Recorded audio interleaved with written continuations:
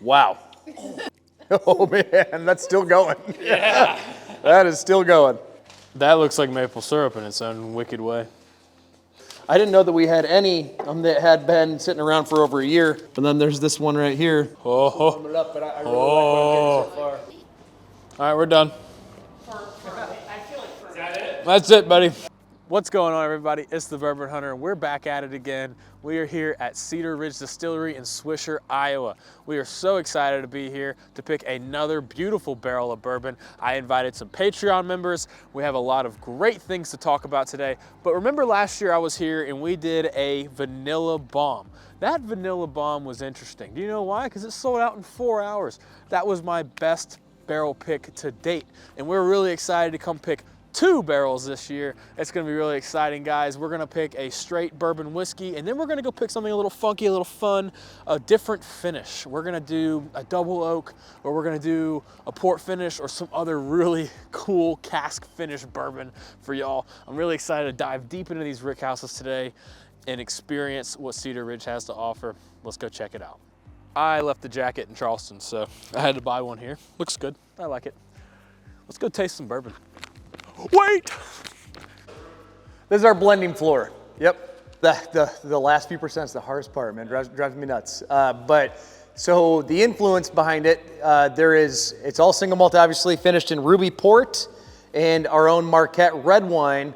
And then there is peated malt that was finished in Madeira. We can definitely try it if you want. I mean, we can rip it right now. It's up to you guys. But yeah, well, here, let's just do it. I'd love to get your thoughts on it because I do think it's good and it has a lot of potential, but last time I had it, it didn't quite have the depth that I was looking for, and that to me is really important. I mean, to have a whiskey that's balanced and complex is obviously very important, but I also at least want this to be, thanks. I want this to be, have some depth to it and be a little bit on the bolder side, and last time it was just a little bit too light. That's so funny. Is that door always unlocked? Yeah, I know. Yeah. No, this one is, it took me a long time to get something like this. This is kind of my little production floor, and I do, every day I come through it and exit at the end of the day, and I make sure it's locked because it keeps me up at night thinking that I might leave it unlocked one night. He's got whiskey on tap. That's so cool. So keep in mind, it is close to 120 proof. I did make some additions to it about 7 days ago, so it might still be somewhat shocked. What do you mean by that? So when blending, something happens. Like if you take all these barrels in here and you blend them into this tank, and then you pour yourself a sample, it's going to taste one way right now. It might be good, it might be bad. But then what's going to happen over the next 2 to 3 weeks is it's slowly going to evolve in flavor profile. It's going to start changing into its new flavor. And so that's what I'm talking about, is that even if I add 5 gallons to this, it's going to kind of shock the flavor in the sense that it hasn't settled out yet into what its new flavor profile is going to be. The way that an analogy I always make for it is it's kind of like a marriage, right? 2 people, when they get married and they start living together and stuff like that, they have to figure out how to kind of operate together as opposed to their old separate lives. And when you marry barrels of whiskey together, it's the exact same thing. There's a little awkward period where it's trying to figure itself out before it settles into its new style. So it is an American single malt, so all single malt, finished in Ruby Port and Marquette red wine, and then peated malt finished in Madeira casks, all blended together. So yeah, that's pretty good. And I can tell just from, I try it obviously every day. I can tell that it is still obviously. I mean, it's my job. Professional. Yeah. But it's still progressing very much. It's headed in a direction that I want it to, which is great. But man, it's so sweet off the front. So when I'm creating a whiskey from a blend, I follow the arc of a story, right? You develop your plot. You've got kind of a rising action, a climax, falling action, conclusion. And I like a whiskey that does the same thing. Like, on entry, kind of establishes itself, and then, whoa, all right. And then, bam, a big reveal, and then it dissipates. This is getting close to that. There's a few points where I feel like in the middle of the story, it kind of starts to drop off a little bit. And I need to work through that. Yeah. But when I'm creating balance via blending, that's usually what I'm thinking about, is following that like story outline. And that's Where did you get all this knowledge from? just doing it. Yeah. I mean, so I mean, I've been working in distillery since I was 16. I didn't really start blending though until 8-9 years ago. And I honestly think the way to get good at blending is to do blending. And you start by making a lot of blends that are probably mediocre at best, but then you learn every single time you do it, and you get to the point where it starts to make a lot more sense. Like, for instance, if I add a little bit of one of these barrels into this tank right now, obviously it's going to be shocked, and it's going to create a little bit of a funk, but I've now done it so many times that I can usually get a pretty good idea of where it's going. And that's why I'm fairly optimistic about this. It is still a little shocked and a little funky, but I can see where it's going and where it's going to be like a week or so from now, and hopefully it doesn't throw any curveballs, you know? Is that how long it takes for it to normally settle down? Is it about a week? I usually say about 2 weeks. Okay. 2 weeks usually causes it, at least to the point where it's like, all right, you know, I know we're good now. Yeah. But like when I fill the Solera vat across the street, usually that's a 2-week process, and I will not bottle it until at least 2 weeks go by, because it's going to keep changing. Well, there's so many fats and lipids like floating around and mingling and talking and hanging out. It's like putting together a good pot roast. Right? Exactly. Yeah. No, that's exactly. It's not gonna. You know, that doesn't take minutes. That takes time. And yeah, it all has to kind of stew together. Yeah. Because I try it every day, I get a little too close to it, and I'll start to overthink it. So even if I get to the point where maybe other people think it's amazing, I'll have trouble, you know, recognizing it because I'm a little too close to it. So eventually, I'll take like a few days where I just don't let myself, you know, go anywhere near it. Yeah. What I'll do, like when we get to the point where we're almost done with this, I'll do a blind tasting with not only the other quintessential special releases, but a few scotches that I also really, really like that are along the same wavelength. And so I'll mark what they are on the bottom of the glass, and I can't see it. I'll mix them all up. I'll taste through the whole flight, and if everything is generally on the same level, then we're good. But you know, if it's 8 glasses and one of them kind of sticks out, then I know that's probably the one I'm working on, and it's not where I want it to be. So that's one way that I can kind of take my head out of it and make sure that it stands up to what I want it to stand up to. So. Okay, so for the tasting today, we brought along some Patreon members because that's what Patreon's for, right? So we got Mr. Kelly, we got Hort, we got Jeff, and my boy Monty. Monty is a great help to me because every special release they do here that I can't get, he helps me get. So they're gonna help us taste test today. That way we all know it's excellent, and hopefully we can do a good one, right? Good too, right? So, good. All right, let's go. So we're in barrel shed 7 right now. We have 9 different barrel sheds on the property. This is barrel shed 7. A lot of our most mature bourbons in here right now. We've got some good single malt in here too, but as you know, we kind of scatter everything throughout all the buildings to mitigate risk, just in case there's any sort of a disaster. But right now, this is where we're pulling a lot of our fun bourbons from. Y'all had a lot of tornadoes this year. We did have a lot of tornadoes this year. We did not get hit by any of them. Thank goodness. We had a couple funnel clouds though that we saw just on the other side of our headquarters. No way. No, so we'll start with what do you think? Just some standard bourbon? I mean, yeah. All right. I've got a nice list of bourbon barrels here. Looks like we need to head to 718B is probably where. This was a lot more full last year when I was here. Well, so no, that's exactly right. It was a lot more full last year when you were here, but right now we're kind of pulling out of it. So out of all the buildings we have, what'll happen is they'll all naturally fill up, and then one of them will start depleting, and then we'll move to the next one and start filling this one back up. So it'll never completely empty, but yeah, this is probably the most hollowed out that I've ever seen it. This is cool. Yeah, we're pulling a lot out of it right now. You know? Yeah, last year the first barrel. I know, and it, like none of that's ever planned, but somehow that happens more often than you think it would, where like the first barrel's just a winner. And that's a bummer because you want it to like, you know, oh, it's better, it's better, it's better. Last year, the first barrel was just amazing, man. It's just how it went. You're like, yeah, I think he might like that one. Yeah. At the end of the day. Yeah, well, crap. Now I knew I was right. Now I'm kind of overthinking. Now it's like we should try something shit. Murphy, I think you're much smaller than I am. You know, that's it's a short man's game in here. That's for sure. Skinny man too. Skinny man's game, I suppose. I'm. That happens every now and then. We can tighten this down properly. Oh, the old chuck. Yeah.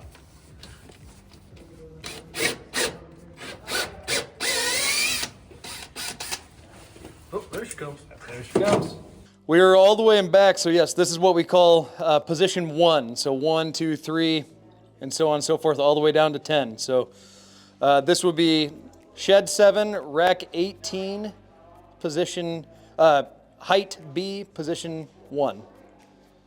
And you just got a master sheet talking about all these that are... Yeah, so what I'll do is when someone like yourselves here, I'll print a little list of barrels that we might want to try. It'll tell me where they're at, just kind of a little Excel list, where they're at, and then I can walk around and pull from them. And you know, sometimes they're not where they're supposed to be. That's something we're going to run into at some point. But the first one we're going to try today is barrel 19368. You've been in this one. We have, but I can tell it's been a while. This was a different style spile that we used to use. So we have opened this. We've tested most of them. But this one was probably a couple years ago that we did this. Same with this. See how they're like square instead of round? I guess this one has a round one too. But you've been in this one quite a bit. we have, which is confusing to me because this is an 18 barrel. We'll try it for funsies, but I was not expecting a 2018 barrel in this rack. Which means that our records are weird, which is not good. We'll try it. I don't know. Accidents, right? Yeah, that's how it always goes. Oh, thank you. All right, so this is barrel 19368 from It's dark back August of 2019.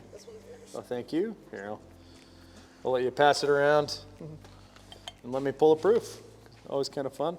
Right now it's 122. Can I get a 123? Yep, we're in the 123 range on this right now.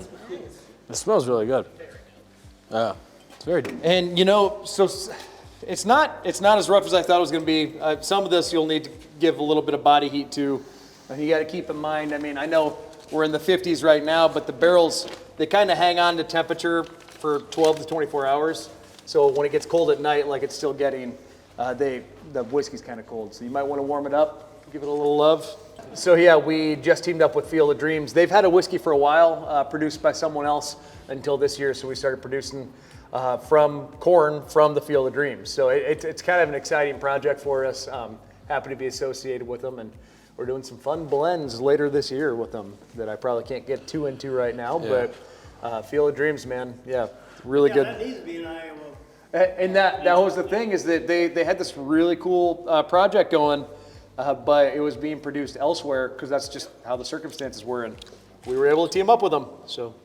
Well, good. I'll start buying Yeah. when you guys start making it. That, you know, it's surprising how many people have said that. So it clearly it means something to consumers for it to be produced in Iowa, which is cool.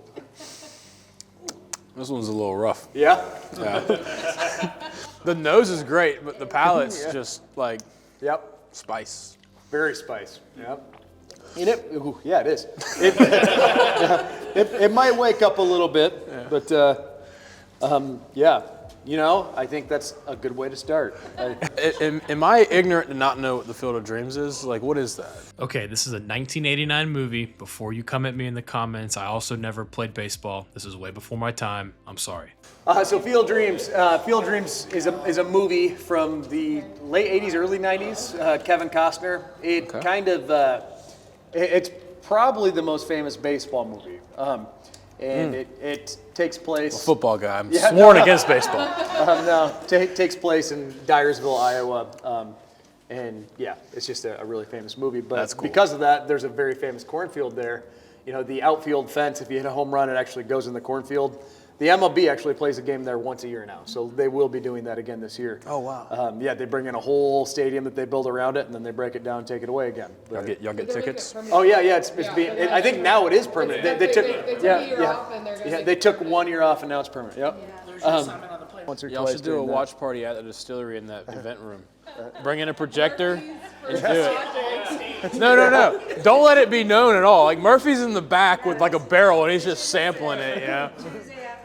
When we were back in the rack, we found an 18 back there. We'll drill into that. I don't know what to expect from it because it's not on my list, but sometimes those are the best barrels. So He goes, this shouldn't be here. I was like, Yeah, didn't know that was there. Yeah. I can guarantee. So, I mean, we keep pretty good records, and we work hard to stay accurate. With that being said, I guarantee the oldest barrel on this property I don't know about. I guarantee it. That's something that pretty much any distillery can say, because it's like, think of how many times this barrel will get moved from here to down here so we can try it, and then over there, and then to the next building.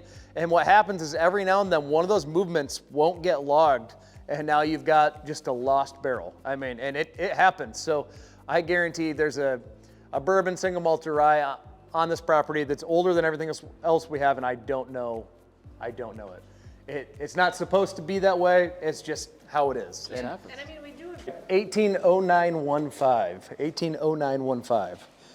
And first thing, whenever there's a bourbon that's not on my list, the first thing I get concerned about is that it's now single malt. Like when I saw that it's a 2018 barrel, we age our single malt in ex-bourbon barrels. So every now and then there will be one that, oh wow, that's got a much older date. Well, that's because there's single malt in it. We just use the same barrel.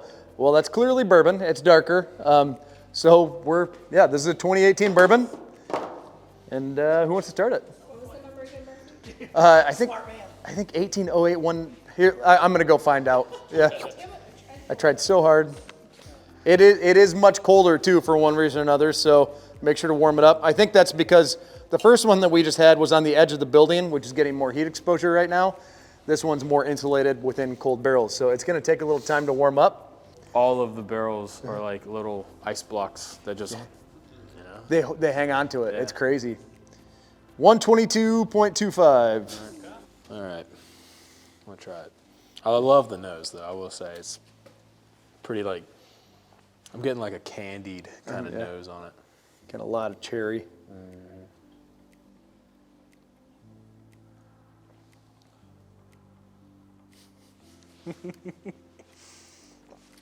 That's silky. Is 18091? I need to make sure this is not reserved for an SPC. I can go look real quick. Well, I have it. We have it in our email. Yeah. I think it is. We probably. That would make sense why it wouldn't be on the list too. Bummer if we just tried. We just tried someone else's barrel. Yeah. Still good. 915. Let me make. I think that is. Hold on. Sorry guys, well you got a sample of the online SBC. Single barrel collection. Oh. 180915. 180915. That would be the online only. All right. Well, let's just keep trying. Well, it looks like I know what I'm going to be buying online. Delightful. So we're actually gonna have half of it. Well, that's a bummer. This is a good one. Really candy cherry. Really good. Different than last year. Unfortunately, it is on their. This was not planned. This was on their online only release that will be coming out soon on their website. So go check it out. What's the website, Murphy? Do you know the website? Our website? Yeah. CedarRidgeWhiskey.com, right? CedarRidgeWhiskey.com. CedarRidgeDistillery.com. One more time. CedarRidgeDistillery.com. Go check it out. They sell stuff like this. This is Let me killer. run and see if there's I have another to get 18. one. Because that was killer. I got my locals here. If y'all don't get me one of these, I'm pitching a fit. He's 10 minutes away. He has zero excuse. To begin with, yes, there's a limit one. God, that is so. There's a beach ball up there. Oh, there is. I'll bring my wife. There's your Easter egg number 2. Easter egg number 2 today. There's a beach ball in the Rick House. Why? I don't know. We got a Barbie doll and a beach ball. I'm the only one here that lives at the beach, and I'm as confused as y'all. Here's the real question. Is that indicating something? No, we had for a while, because we were doing some festivals, we had some Cedar Ridge beach balls, like you kind of do that. Yeah? So I guarantee that was one extra one that just production team was playing. This is one that I have to finish all the way. This is very good. This is very good. Like that candied cherry note on it is incredible. I think it's interesting that the last time you were here, the first barrel you tried was like earmarked for a potential SBC. You're 2 for 2. 2 for 2. Y'all just keep blessing me. Something at the end, for some reason, when I got to the end of it, it was like it almost gave me like that GTS. Get out of here. Ultras, brown sugary, hyper sweet at the end. That was really good. Oh yeah.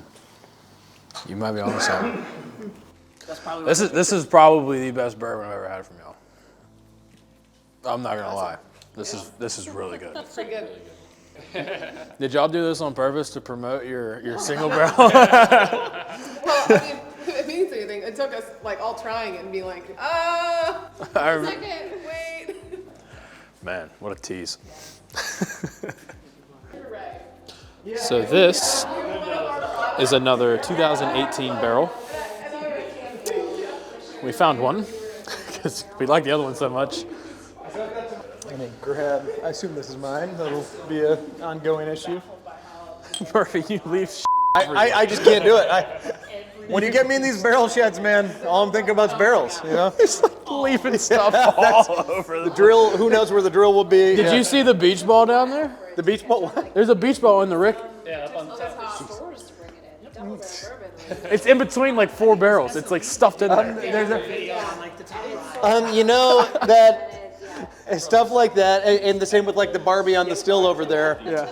I think back to like my time at Stranahan's when I was not in charge. I was very much one of the guys, one of the people on the team, and I was one of the people doing that. I was one of the people who secretly hung a basketball hoop up at Stranahan's, like, and so now when I see stuff like that, like a Barbie on the still or a beach ball on the racks, it's like, that's pretty cool. I'm happy my employees are happy. I'm glad that they're living the whiskey life, and It adds character. yeah, I mean, it's always kind of a weird thing to see, but people work in this industry for fun. In your time at Stranahan's, is that where you learned a lot about whiskey and distilling and all that? Yeah, I wouldn't as much say that my time at Stranahan's is where I learned about whiskey. I would say that it's where I learned about myself loving whiskey, and it's where I learned that this industry, it didn't have to just be a hobby. Things were very different back then. People didn't know it was going to boom like this. And when I was there, that's when I realized it didn't just have to be a hobby, and that you can make a career out of it. You know, that you can kind of work your way up and become a master distiller or the head of an operations department for a whiskey company. Like, back in 2010, that just wasn't really a thing yet. This was all still very small, and so it really just opened my eyes to what was happening. Whiskey education, I mean, I've kind of gotten that on the fly from both Cedar Ridge and Stranahan's, I suppose, but Stranahan's was more just showing me what's possible, and really, really enjoyed it there. Definitely fell in love with Scotch while I was there, and that is what sent me down a rabbit hole on American single malt, was finding Scotch while I was at Stranahan's. And the quintessential is y'all's single malt release? Yes, sir. Yep. So the quintessential, that is our American single malt, and that right now, if you think about what we're getting press on, about 95% of the articles we're getting are on quintessential right now. So it's definitely making some waves nationally. And the cool thing, though, is that our bourbon and our single malt, we're in a new market. They play off of each other now. Once again, back in 2015, you'd have people who drank bourbon or single malt. It just wasn't, and not a lot of single malt, to be honest. And now you have people exploring both the same way that you might drink red wine or white wine, or different varieties of each. People are more open to dabbling in multiple categories. So we get pressed for our single malt, and that leads people to our bourbon, or we have fans of our bourbon that eventually find our single malt, and it works really well. Yeah. We got another spicy. Yeah, I know, spicy one. Still cold, so as it warms up, you'll start to get some butterscotch, a little bit of caramel, but right now, a lot of spice coming through. You get it at the front, but then the spice takes over quick. Yeah. I've been doing this my whole life. What continues to blow my mind every single day is that people know this for things like flavor, but mouthfeel, texture, viscosity. If we had tried this barrel right here, it might be super thick in mouthfeel. This one might be super thin. And if we try 8 more, they'll all be in that range, some thick, some thin. But if we blend them together, and then we do the exact same thing over here, we take 10 barrels and blend them together, they will be almost identical in mouthfeel. So every single barrel is going to vary in that area, but then if you do two 10-barrel batches, both of the batches will even out at about the same texture. So it's just kind of a law of averages. Every barrel is so different, but if you do 2 10-barrel batches, it's consistent. Those roll pretty easily when you get them going. Huh? Dude. I was going to ask kickability. Barrel. So what's crazy is that's a 550-pound barrel, one full. And anyone in this room, if you've never done it, you'll have a hard time figuring out, but eventually you can stand that up on its side just by yourself. You can just lift it up onto the barrel head.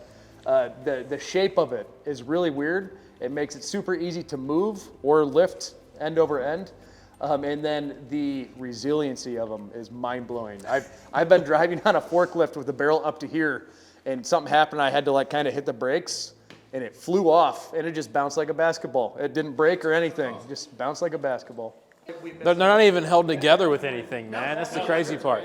There's metal bands and wood. That's it. Maybe some beeswax on the tops when it leaks, but like barrels are held together by nothing, and nobody really understands that and how they don't break. I don't know. Not a single nail.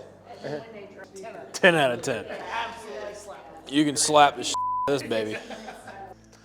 We can try the Pinot de Trentes finished single malt today if you'd like. Dude, he has the craziest cask finishes I've ever. I've met a lot of distillers and master distillers. This guy, he's a nut. I like barrels. He loves them. I love it. Big barrels. You like never barrels, know man. what Murphy's gonna pull out, man. Yeah, that's. And if something gets popular, you're like, Everything in a barrel one time. Yeah. This one, it's gotta try it. Yeah. oh, so I had this crazy idea, all right? I had this really crazy idea. You tell me if it's gonna work or be terrible, all right? You feel me? This is horrible. Barrel aged like jelly jam.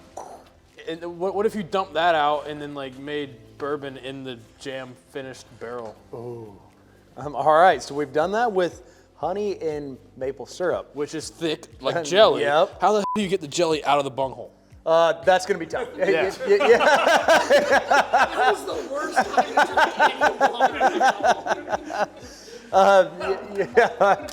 to drink You're probably gonna need heat to okay. like.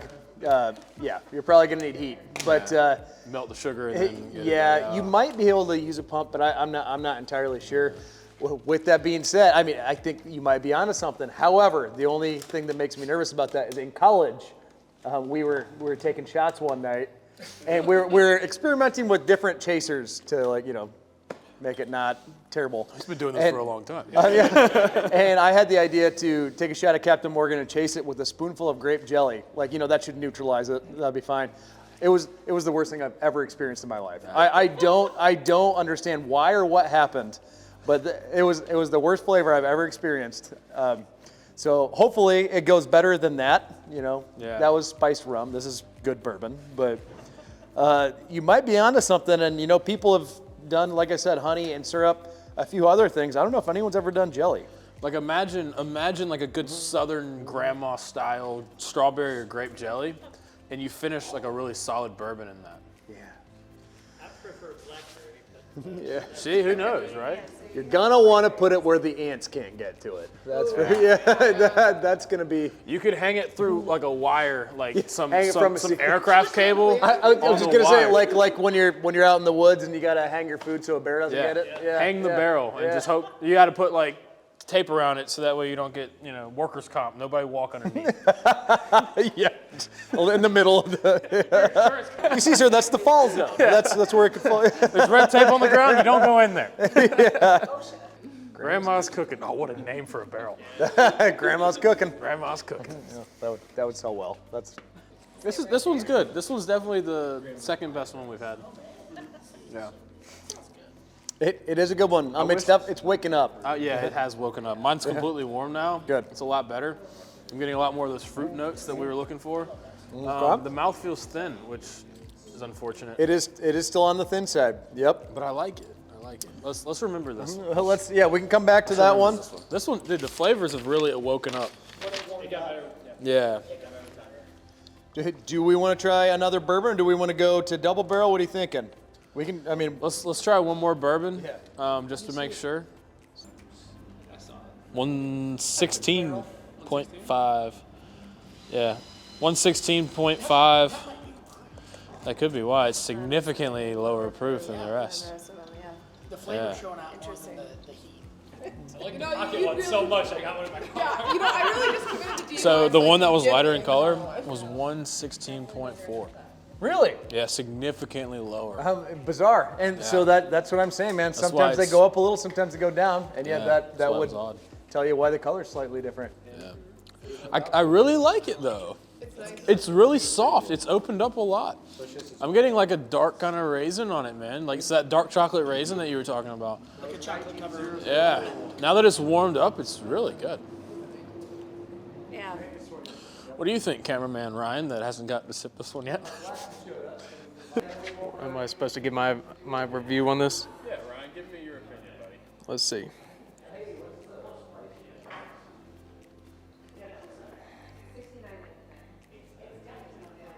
It's pretty nice. That's good.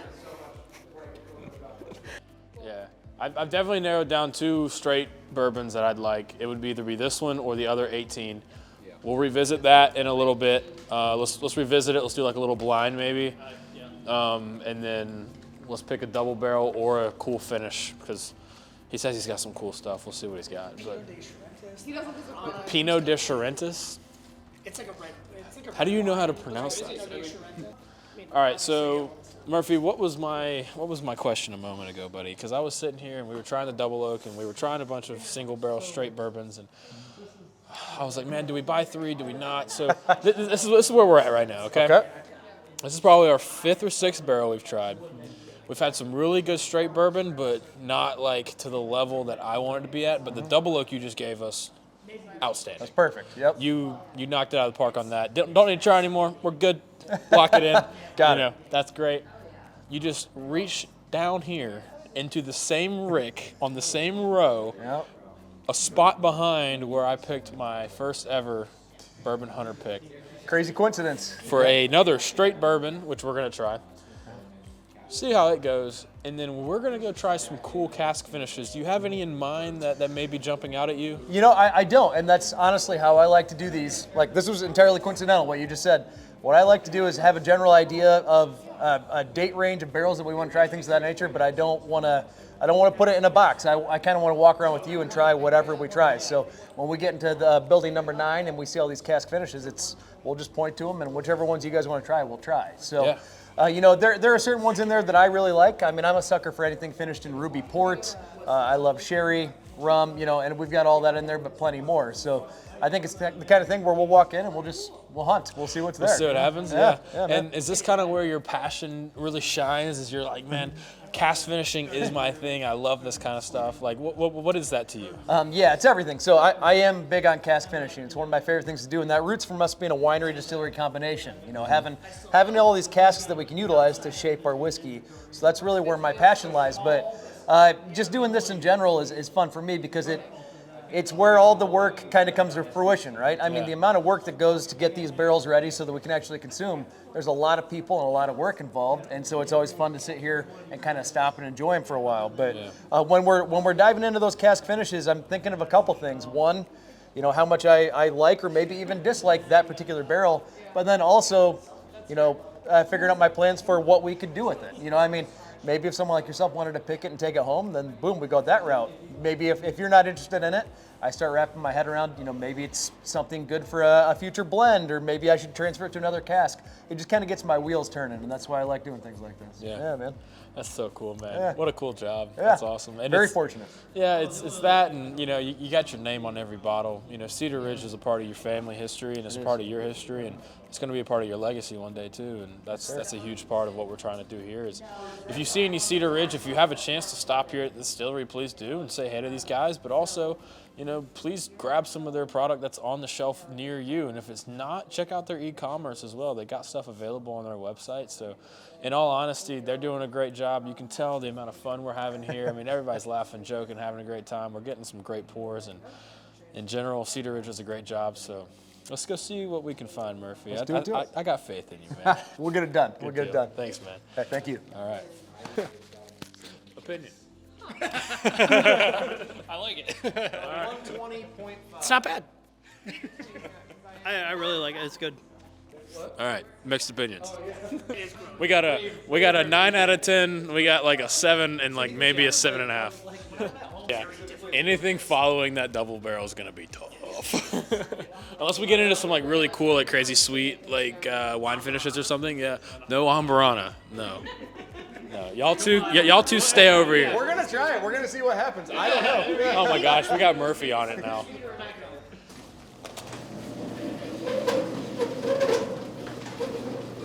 What up? We're bourbon hunting. So this is the cask finishing building, huh? Yep, this is our cask finishing building. Yep. So as you know, pretty much everything over here is standard 53-gallon New American Oak, typically char number 3. Everything on this side of the room is the stuff that doesn't really fit into these racks, or it's something special that we like. For instance, I was telling you earlier, we'll do some like barrel-aged honey, barrel-aged syrup. We'll do some stuff like that over here as well. But for the most part, it's all of our cask finish stuff that doesn't fit in these racks. These are the only 2 rick houses you've ever taken me to, by the way. That's we could check out 8 at some point. No, you know, are you hiding something? I'm just kidding. Yeah, that's where we keep all of our bodies. You know, so that no, this is just it's my favorite building because I'm a cask finish guy, and this is where all the casks are. But I'm excited to see how you shine. well, let's just kind of walk. I do not have a game plan in here. It's like game plan for me, pulling an audible, throwing it to Julio Jones. Jelly jam honey, they're all different, buddy. No, I'm saying like in a barrel. But it's just like, they, I mean, just have and there's different flavor profiles. I'm absolutely confused at what you're trying to ask me right now. All right. You and I, we got some explaining to do later, buddy. You know how I can tell you have absolutely no plan? It's because you're like... Oh, no, I'm literally just fucking shooting from the hip. I have no idea. So this one says M rye and then honey, and it's all crossed out. So that's not honey anymore, or what is it? So now, believe it or not, it is probably single malt. Malt now? Yeah. Yeah. I didn't see the malt. So it had honey, then it had rye, and then single malt. It smells incredible over here. There's a bunch of different things going on. We've got. Oh, this one's leaking. That's why. Yeah. And oh, dude. You got some barrel candy on there. Yeah. Yeah. Look at that. Oh yeah. Oh yeah. Yep. That's pros and cons to that. Here, check this out. This smells incredible. What is this? Wow. Here, check this out. Remember this? I was telling you about that. Almost empty. Should we try almost empty? You want to try it? I mean, yeah, sure. I'll try it. I don't know if you're gonna get much out of it, Murphy. Do you have the flask? It's a cool. It is almost 10 years old. That didn't work. And then they want Amberana. We've got that in here too. Oh my goodness. I hate Amberana, but.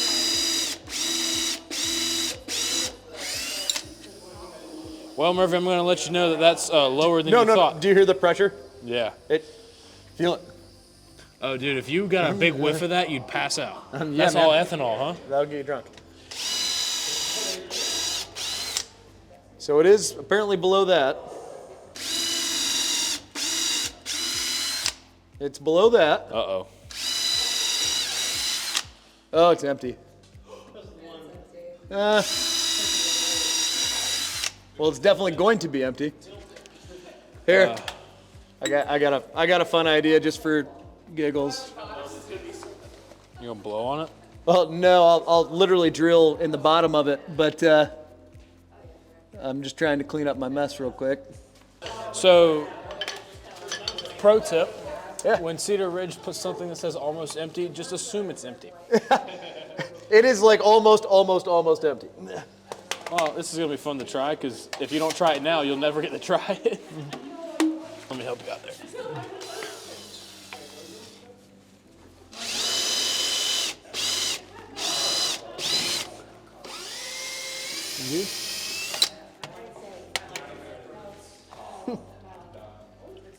This is gonna be killer.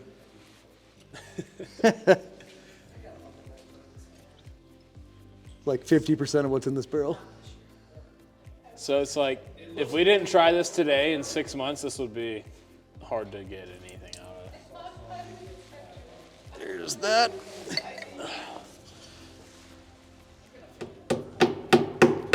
Thank you. Got it? Yeah, appreciate it. Yeah. Oh, dude, that is super cool too. Yeah, it's gonna. Everything's gonna be a little cold. You got. Yeah. Look at that color. That is a good example of what happens when you have an off-balance liquid to barrel char ratio. I mean, we've got very little liquid in there touching a lot of barrel surface. Let's do 4 bottles of this. That's about all you got. I don't know if I can do that. 4 bottles of The best whatever I can do this is 2 bottles though. Yeah. No, this is $700 Yeah, exactly. Got to recoup our costs. Yeah. No, I don't really know the story on that barrel.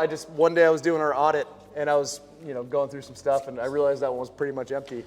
Almost empty on it and never really came back to it. So we don't know anything about this?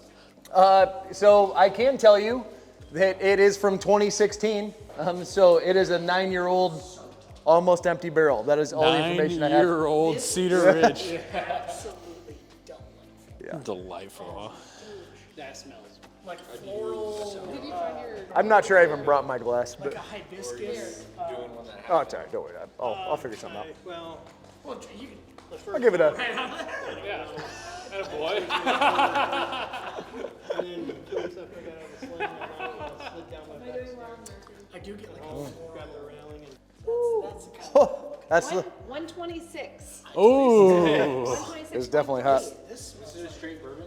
Straight bourbon. Yeah. This smells like Four Roses barrel strength. It kind of does. not even. Not even. Like I literally said, as we were coming here, I was like, Woohoo! You got a taste of that? Berkey, just oh boy. It's hot, dude. That is hot. A lot of flavor. Char. A lot of char. Char. Mainly char flavor. Char. That is good. I love this. If this barrel was full, he wouldn't say that. We should. If this barrel was full, I'd say give me the No, we should do. We should just literally drill bottle what's in there. I mean, maybe it's 15 bottles, but we could just bottle them and. Yeah, we can do this group right here. Yeah. Straight from the barrel. I do think it's good though. Yeah. I do think it's good. I just think it it's is. really oaky. I mean, I don't know how balanced. So it's freezing cold right now. We need to let it warm up before we jump to any conclusions. But heavily charred, heavily oaked. Obviously, the question is, when it warms up, will it be balanced or will it be? What's the highest proof you've seen on this property? Well, I mean, that would be up there. Some people have like my team, they, check every barrel that gets harvested. So they'll see stuff every now and then that's like 127. But I mean, this is the highest probably that I've seen personally. we had a single 30. Yeah, Dave and John were freaking out one day because there was like a 130, 132 something or other. That's a legend. As someone who's been doing this for a very long time, I can tell you that there was a mistake on the whiskey that went into that barrel. It was not 120. It did not go from 120 to 132. It went like 125. Yeah, like full proof. exactly. So basically, someone wasn't paying very close attention to when that barrel got filled, which is going to happen from time to time. Your entry proof is 120. 120. Yeah. We I think that was one of the questions. we need to start playing around with different barrel entry proofs. Every year I say that this is the year that we're going to do a little at 115 and a little at 125, and then we just don't really get around to it. But I want to start experimenting with barrel entry proof, and I want to start experimenting with some slow proofing stuff. I'm intrigued by that. Right now we don't really do any slow proofing. All right, so I'm here with Megan. She is the coolest girl at the distillery by far. Thanks. What do you do here? I'm the director of marketing. Okay. So everything in regards from the actual packaging and the whiskey and us planning our calendar and what that means all the way to helping our overall strategy. Okay, great. And what do you do here? So I'm Lauren, and I do all of our social media marketing and some of our graphic design as well. So Instagram, all that, that's all you. Yep. Everything Great. that you see, I'm making. Awesome. Well, follow them on Instagram. Make sure you go check them out. And then any other social media or anything else that So y'all we're do? on Facebook too. Facebook? And then we're on TikTok as well. So. Yep. You got a TikTok? Yeah. Oh, wow. It's been a little while since it's been we're worked working on on. getting it back. Yeah. So yeah, they're trying to change the culture here. They're trying to do big things. Go check them out. These ladies are behind the scenes. They don't get a lot of limelight, so give them a round of applause, ladies. Thank you so much for having us today. Yeah, it's always Thank great. you. I mean, I could care less about Amburana, you know. Which is fine. I think it's good for like if you finished it for like 2 weeks. Yeah. You know? This one's gone.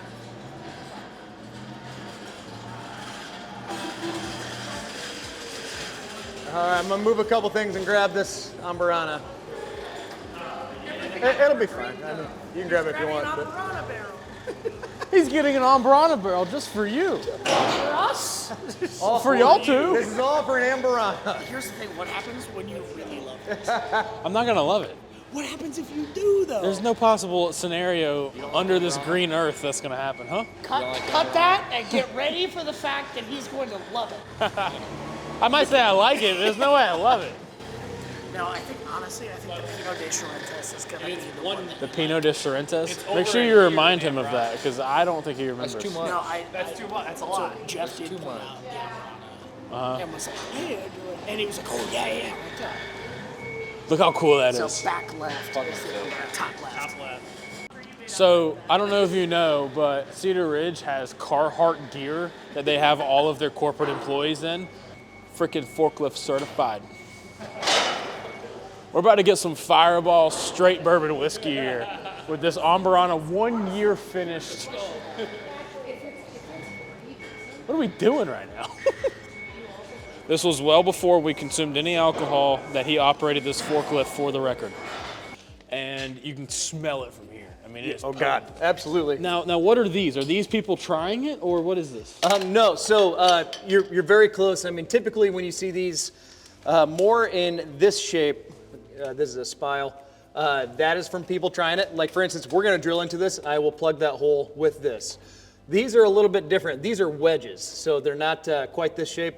They're more of a square type thing, and they'll help plug leaks. So as you can see down here, that at one point this barrel had a bit of a leak problem. Usually when you bring casks in, you got to hydrate them and get them to swell up and be airtight again. Bit of a leak. Yeah, exactly. And so one way you can do it is you can kind of, we have a tool that you can kind of puncture a little hole, and then you'll hammer one of these wedges into it, and it causes everything around it to squeeze a little tighter, and it closes up gaps, so you stop this leaking. Murphy, this might be the barrel that I saw before y'all filled it last year. This is April 1st, 2024. Remember you and I sniffed this guy? I do. Yes, that's probably right.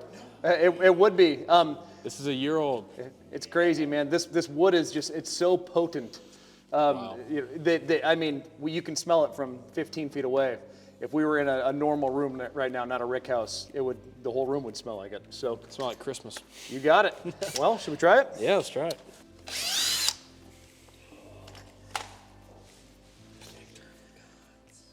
We might need a vent hole. Yeah.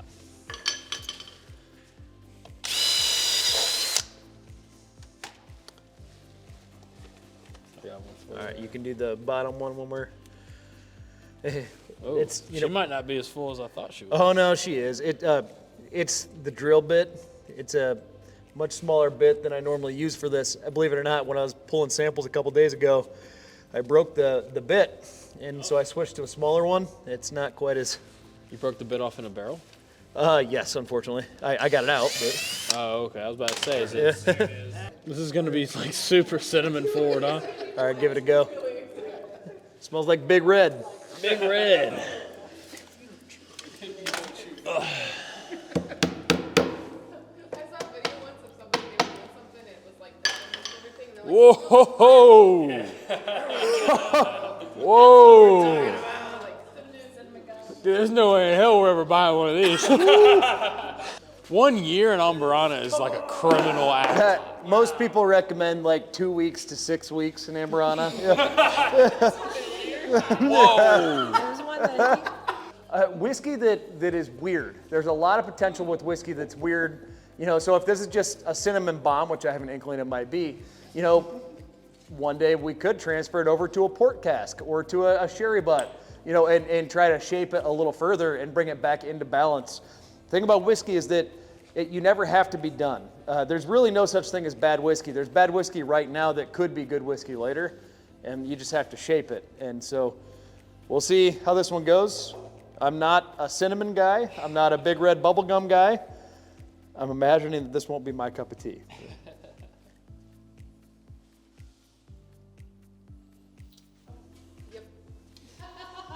Wow.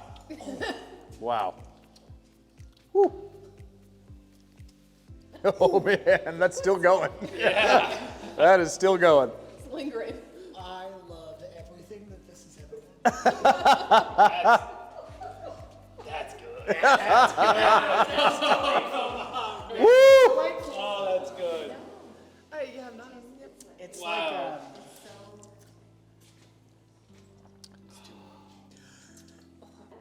It is a little menthol. Especially Yeah. the back of it. Yeah.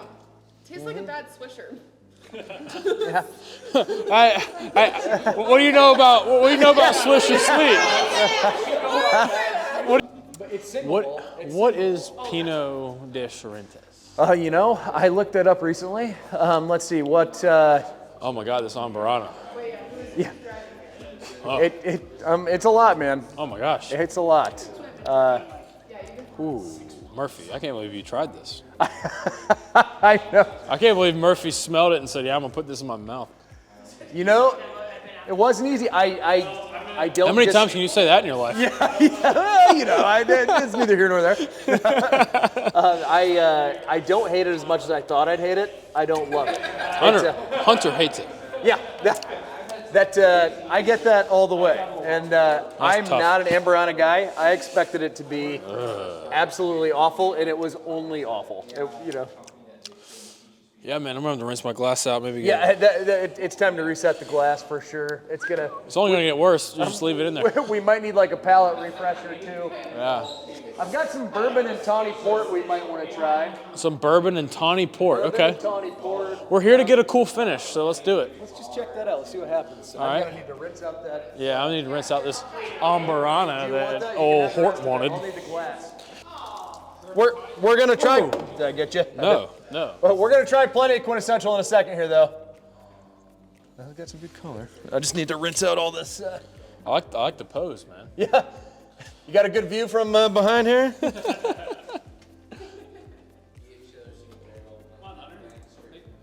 I mean, I could do Been it. doing all these squats, man. Do you want me to do it without standing on a barrel? Give the people what they want. Yeah, man. 3 rows up, I'm here plugging stuff. You should hire me, Murphy. I can work 3 racks up with no forklift. You got the height. You definitely got the height.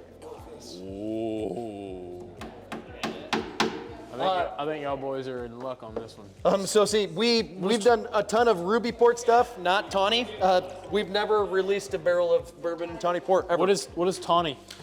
So it is a slightly older version of port. I wish our winemaker was here and he'd dive into it deep. I'll look it up to get you the exact details so I don't misspeak, but I know it's going to have a little bit more age to it than a traditional ruby. I'm guessing there's been a little bit more oxidation to it. I'll look it up though here in a second. So these are wine butts. Yes, these are sherry butts. These are sherry butts, and then a tawny port. Tawny. Yep, tawny. Is the same size as this originally? So that those are technically 59-gallon casks. They look a little bit bigger than that, but they're 59-gallon, which is a standard wine cask. This, believe it or not, is a 132-gallon sherry butt. So when it comes to port casks, you can get them in many different sizes. Some are port pipes, though, which are going to be very similar to these butts, just enormous casks. 3, 6, 25. Yeah, this is one. This is one that just came in the other day. So you can see we've got X sherry filled on March 26, 2025. So this is one. This is what they look like on the most recent shipment. We get about 8 of them in every single year. They're extremely expensive because they're authentic sherry butts. And sherry is in such high demand for whiskey producers right now that it actually exceeds the demand for sherry wine in general. So there's not enough people buying wine to retire the casks. And so when there is an authentic cask that comes out, people fight over it. And what that's caused is brokers to start conditioning casks. These, like I said, are for like between like 40 and 80 years old before we get them. Well, there are other options where people are just conditioning them, where they'll fill this one for 3 months and then transfer it to that one, sell this one. Once that's been full for 3 months, they'll transfer it and sell that one. Those are conditioned casks. They both do a good job. You know, I would argue the authentic ones are quite a bit better, but they're also just so much more expensive. With shipping and everything included, I mean, they're about $5,000 a piece to get here. Yeah. Yeah. What was it for the non-authentic? So like the seasoned casks, I can get seasoned casks for $600. Yeah. Port cask, $500 to $600. Pretty much everything right now has kind of leveled out in that $500 to $600 range. What is a unless you normal want like these barrel? authentic casks. What is a normal white American oak barrel? So that You don't is- have to name the cooperage, but just no. That's fine. I'm fine doing so. That is a difficult question because it comes down to your production volume and whether or not you have a contract with a cooperage. If you produce, a decent enough volume where you can buy by the truckload, you can get them for, maybe between $250 to $300. If you're a smaller distillery that's just buying like a couple pallets at a time, you're probably paying between $500 and $600 for a barrel. It's become a huge barrier of entry to this industry is being able to get barrels for cheap. So what a lot of people are doing now is, like a distillery like us, we obviously buy by the truckload, so we get a pretty good deal on our barrels. Well, every now and then we'll have like a smaller distillery that also needs some. They'll buy them off of us, at the cost that we're paying. a little discount. Yeah. I mean, we'll help them out. It's Yeah. not a big deal for us. That way they can get the barrels they need, and they're not. Everybody wins. Everyone wins. Yep. But if you're buying just a couple barrels at a time right now, it's brutal. Yeah. Wow. That makes a lot of sense though. While there's such a high barrier to entry, like upfront costs and stuff. If I was to try and just get some white dog off of somebody and do something, it's like, whoa, $500 a barrel. That's not No worth joke. it anymore. No, it's not. Never mind. You'd be better off getting some single malt white dog and then buying a once used barrel. Once used barrels you can get them for $100 most of the time, and then aged single malt in that. So a That's what barrel's like a car. You drive it off the lot. as soon as the barrel leaves the lot, it loses about half its value. That's exactly right. However, after that, pretty much forever you can sell it for $100 regardless of how many times you use it, because even if you want to buy a barrel and maybe you want to put beer in it, whatever you want to do, if you don't want to do that, you'll want to put it in your lawn. For some reason, everyone, myself included, wants a barrel in their lawn. So I mean, you can always sell a barrel, but you're never going to get your full money back. Right. Yeah. So it depends. I mean, obviously, we do a lot of once used. Most of the time, we can get 2 uses due to single malt. Every now and then, though, there will be a step in between where we go from bourbon to rum or brandy to single malt. So between 2 and 3 times is what we can usually do, but an average of 2. This is a bourbon finished in tawny port. Tawny port. Wait, were you making me sound like I'm from New Jersey? Tawny port. You're the southern one here. You should have. What are you talking about? Tawny port. Tawny is not Tawny. Like Pawnee, like from tawny. Parks and Rec. Oh, tawny port. Pawnee. We call it port down south. You guys know. Hey Murphy, I'm really curious what you think about this, man. When it warms up, I've been warming it. You need probably a few minutes, but like, this is that sweetness that I was expecting, but it's a really dry note. It finishes it doesn't finish super sweet. It kind of starts out sweet and transitions to a real dry finish. You're just thinking about it. For sure. It really was. It's funny you mentioned that. had that Over one here, I've got single malt finishing in a raspberry sour tart ale barrel. And it's damn good. I thought it would be the worst thing. Yeah, we can definitely try it. We can definitely try it. Let me see if I can find a normal port cask bourbon real quick while we're on it. But Yeah. I know. I've been getting blown up. All my friends are like, "What are you doing right now?" Because it's a Friday in Charleston. It's like, you want to go out on the boat? I'm like, What are you doing right now? dude, I'm in the middle of Iowa right now. I will admit, a friend of mine that lives in Charleston, it's just like gorgeous, Hey, come down anytime. I'll take care of you. Anybody that has a Cedar Ridge corporate card can come down anytime. So we call it a work event. I will make it a work event. Barrel, man. What is in here? So this barrel is from Odell Brewing in Fort Collins. I've got some family friends who are associated with Odell Brewing, and they hooked me up with these barrels. And they are X-Freak, which is their raspberry sour tart ale barrel, and we filled it up with single malt. Now, I like getting experimental. I was not sure how this was going to go, and I'm obsessed with it. The raspberry really comes through, but it's still a single malt. It still stays true to like, it's not like a flavored whiskey. It is a single malt finished in this raspberry sour tart ale barrel. This is a craft beer. Yes. Finished single malt. Exactly. Yep. And you may be one of the few people in the country doing something crazy like that. I can't think of anyone else who has been crazy enough to try it yet, but it's awesome. I'm really happy with it. Wow. Look at that. So, you've had this before? I have. This is one that I do check up on. I have not used that, and I should. You know what? Who used the nail? So when you see a nail on the barrel, that is typically a brewer's thing. So distilleries use a lot of these because I honestly, I don't know why. A lot of times the cooperages will send us these to utilize, but beer brewers, they keep a nail in their barrel. That way they can just go like this, pull it out, and then throw it back in. So that's not something that I've ever done, but breweries do. Yeah. Well, cheers. You want to try it? Or you gonna Cheers. say- Yeah, here, let me grab a glass. Whoa. It's definitely changed since I last had it. Oh, man, that's... More of the sour is coming through now. I was than about to than ask if got that was last really time. tardy and sourish. Yeah, that's not how. I think part of the reason is because it's pretty cold in here, so I think it's muting, the raspberry and really grasping on the sour. Normally, I keep this barrel on the blending floor, which is room temperature, and I get a lot more balance when it's room. Just feeling it right now, it feels like it's about 50 degrees. But This is freaking cool. yeah, it's unique. This is weird. It is. I'm pumped about. So I'm a huge Odell Brewing fanboy, and I'm just pumped to have one of their casks that we can utilize. But I have no doubt it'll come together. In the cold, it's a little funky. Oh, it's starting to warm up a little bit in my hands, man. I'm getting the raspberry now. That's really potent raspberry too. For sure, it really comes to feel how cold this is, man. I mean, that's just freezing cold. Wow. Yeah, this is significantly warmer. Oh yeah. Yeah. Wow. Yeah.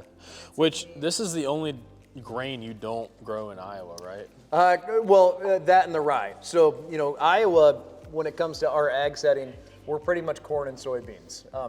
And to convince people to go with other crops is tough. I mean, unless it's like rye for a cover crop. It's their profit.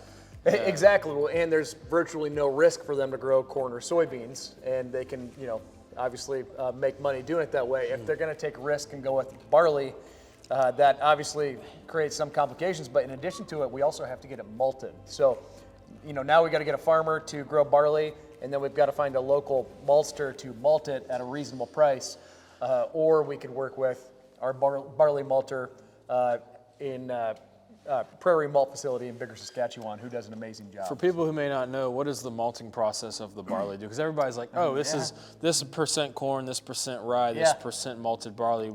What is the difference between barley and malted barley? So barley is going to come, straight out of a field, cereal barley. That's what. Like Cheerios? Yeah, exactly. Okay. So barley is grown the same way that corn, rye, all that is right out of a field, but you have to go through an extra step to get malted barley. And so that's going to go to a malting floor. And if we were going to do it in like a craft setting, this floor would actually be, you'd want to clean it up, obviously. Forklifts have been driving around on it. But this floor, a nice smooth concrete, would actually work well for it. And what you want to do is lay barley on the ground about 6 inches deep or so. And then you bring up the moisture content of that barley and you get it to start to sprout. Once you get to that level, you want to move it over to a kiln and get it to stop that process, stop sprouting further. And so during that process, you're essentially going to cook the exterior with heat in a kiln. And now you have malted barley. Now, the degree to which you cook the exterior of that barley determines, what type of malt it is. For instance, black malt, chocolate malt, caramel malt. Those are all different degrees of heat that have hit that barley and cooked it. Anyway, that's going to add unique flavor profiles to your whiskey. It's also going to change the content a little bit of that barley, which might help with the more efficient conversion from sugars or starches to fermentable sugars. It might assist with fermentation a little bit. So malted barley is a key component to pretty much any mash bill, or having a malted grain of some sort is something that we usually do in the whiskey world. And the sprouts are what really kind of gets it going, and then you stop that process with the kiln? Yep, correct. Basically, you're getting it to germinate, and then you stop it by applying heat. And that's why different flavors come from different levels of sprouting? It's really, to a certain degree, yes, but really it's the kiln. That when you're stopping it from germinating further, you're cooking the exterior, and if you scoop black malt with your hand, your hand will be stained black. It's going to create a very bold whiskey, very upfront.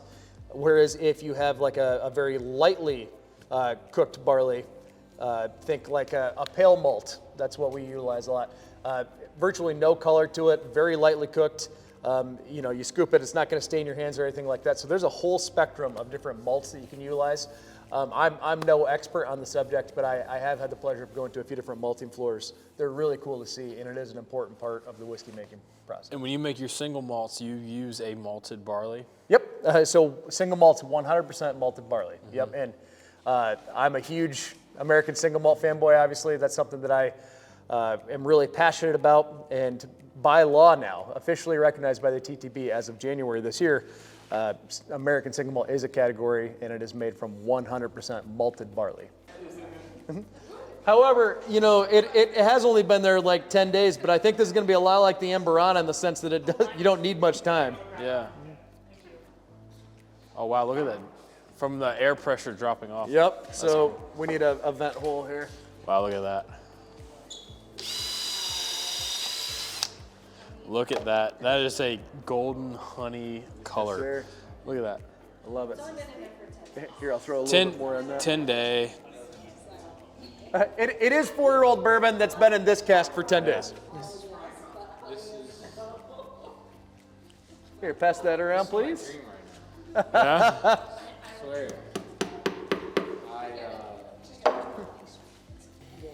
I'm trying. I don't think we have any that have been down longer. Yeah. That would be really cool. Because he sent me one, Monty did, probably 4 or 5 months ago. He sent me I was like, okay.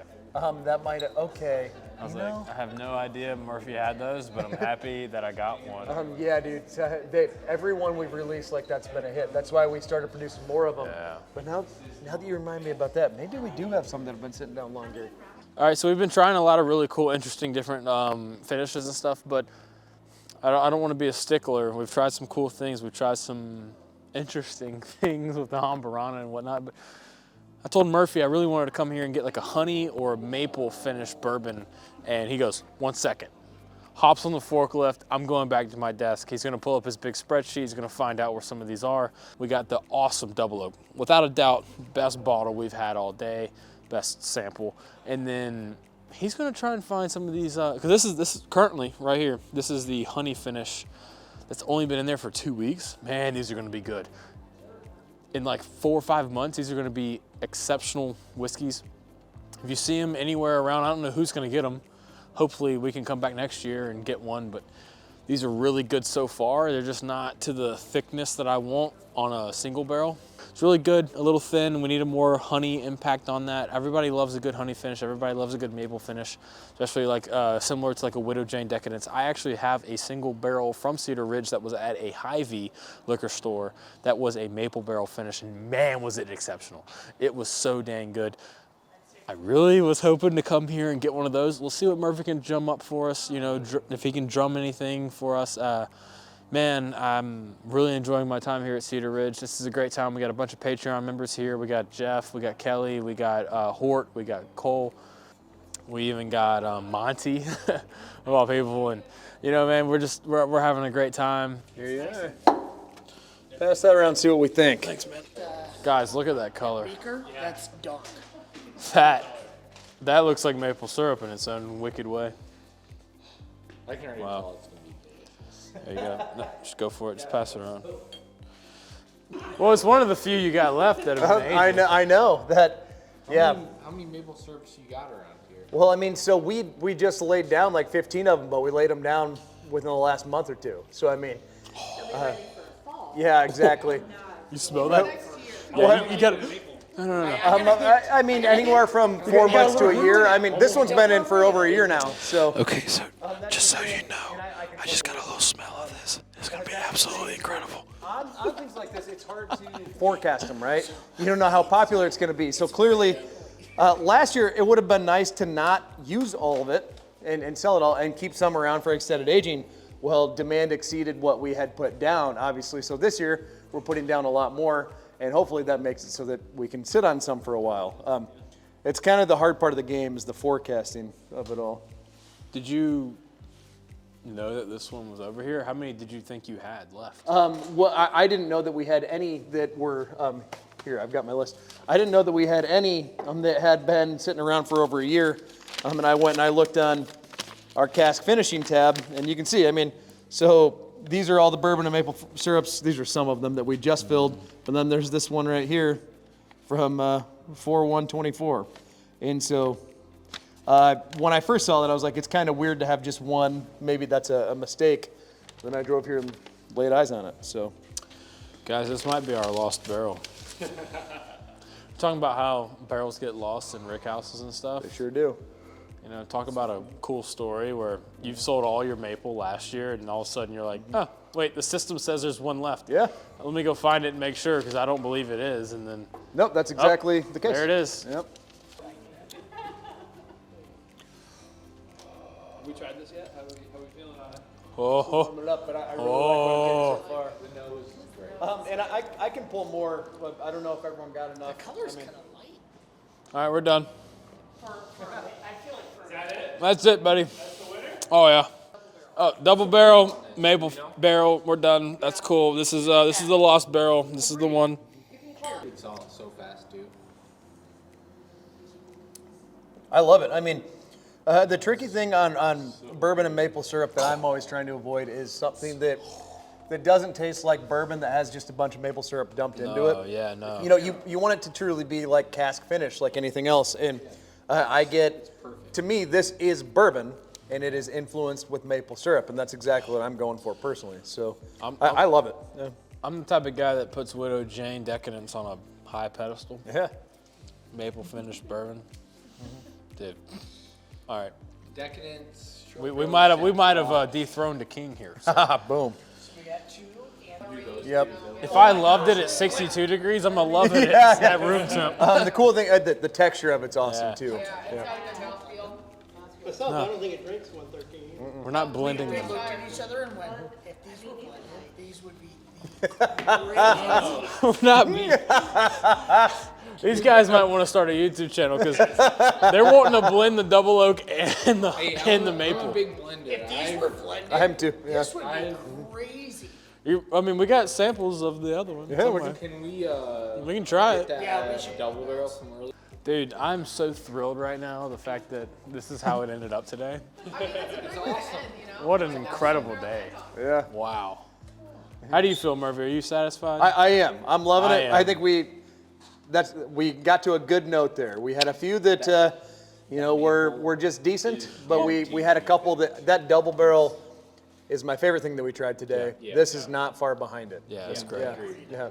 Yeah, agreed 100%. Yeah. Well, Murphy, man, thank you so much. Hey, thank you for everything. Cheers, man. Guys, Cedar Ridge is doing great stuff. If you haven't tried them yet, please check them out. Aside from that, thank you to everybody at the Cedar Ridge facility that hosted us today and all of our guests. We've had a great time, and check out the Discord, check out the Patreon so you can come join one of these things. And as always, Bourbon Hunter, is that out, maybe? Who knows? Bourbon Hunter out. Bourbon Hunter out, man. What do you mean? You say that like 1,000 times. I know. Like everybody looks at me like I look crazy. I'm like, Bourbon Hunter out. I guess I'm the only one that watches the video. All right, okay.